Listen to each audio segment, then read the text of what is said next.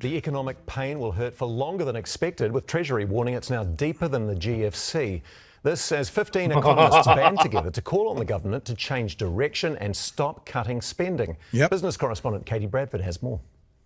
So just remember, we've had this before. Craig Rennie was on. We're Muppets. Us two are Muppets when it comes to this, so we get the experts. And Craig says very clearly, when the economy is struggling, that's when the government puts money in. Maybe has to borrow to put money in. Then when the economy gets strong again, the government pulls back. And actually, it's like, if you're in a business, you borrow first in the business, and then you start to make profit and you start to pay it back. But what this government does, what all blimmin' Tory governments do, is when it's tough, they go, we better stop spending, when it's the opposite thing that they should be doing. So these economists are saying, stop cutting spending. It's time to spend. That's how you get out of this. Business correspondent Katie Bradford has more. Weeds are growing on this Auckland site when it should be houses. There's no such thing as short-term pain, long-term gain in housing if you're not building houses. Social housing projects like this are one of the casualties of the government slashing Kāinga Ora's budget. One News can reveal the Housing Minister's made a series of new directives to the Housing Agency, including cutting the number of social housing places next year in Auckland by nearly 200.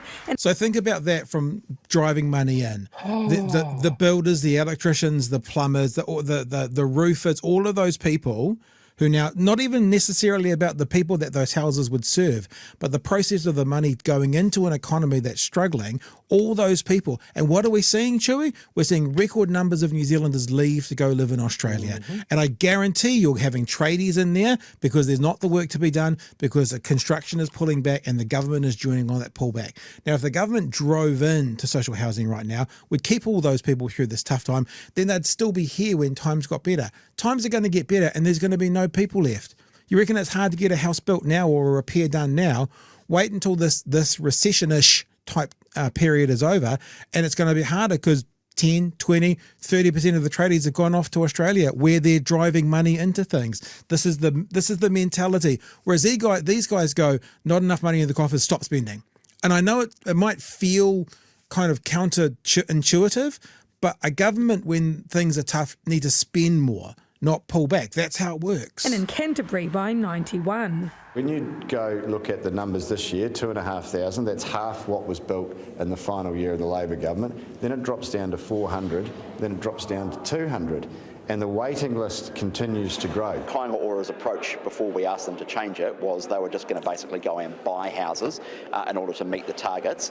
We still want them to meet the targets. We've given them an extra 6 months to meet those targets, but we want them to have more of a regional spread of housing delivery. That change in approach comes as a group of 15 economists pen a letter to the Prime and Finance Ministers saying their slash and burn approach is prolonging the recession.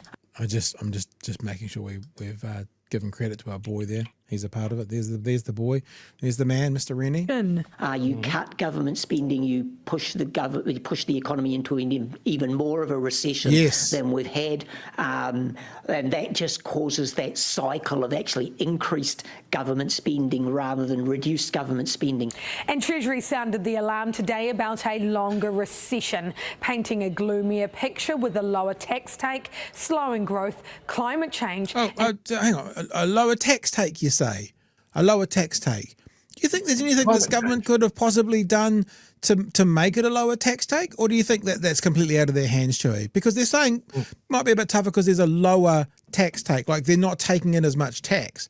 Like there's nothing happened that we've missed that they're like giving some of that tax back or something, is there? That's not happening, is it? Because times are tough, right? So everybody's tightening their belts. Right. You're not spending, so the businesses aren't making money, so they're not paying as much income to it. It's not even like you. It's not like you have to be a fucking genius to understand this. Government is not a business. Businesses tighten their belts in tough times. Individuals tighten their belts in tough times.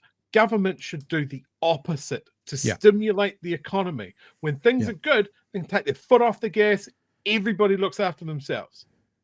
But right-wing governments make this mistake every fucking time. And everywhere in the world. Every time. Yep. All right. Let's get to the end of Katie's report, Slowing growth, climate change and an ageing population all set to make the economic pain carry on for longer. Let's not cut government spending. Let's actually boost that spending in those places that will lead to improved productivity. Yes. Many of the economists who signed that letter have a left-wing background. We're not just a bunch of left-wing economists. What's the point of mentioning that? I mean, like, honestly, what's the... I mean... News. So a segment of the audience can just immediately write off whatever follows. It's ridiculous. If you're an expert, okay, like we talked about last night, if you're a brain surgeon, I don't care if you voted National or if you voted Labour. If you're the best brain surgeon in the country, you're the best brain surgeon in the country. It's what this is playing into. It's actually sort of being activated by all those I said woke, it's not the right way.